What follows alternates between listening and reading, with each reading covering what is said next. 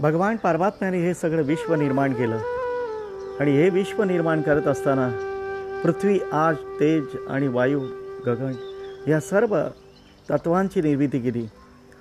प्रत्येक तत्वाची एक देवता आहे।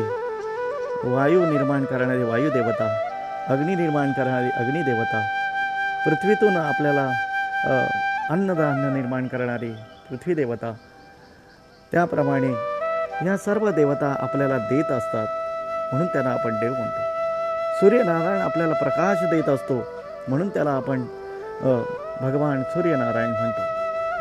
आणि म्हणून जीवनामध्ये प्रत्येक देवता आपल्याला काहीतरी देत असतात, देतात म्हणून त्यांना देव असं म्हणतात।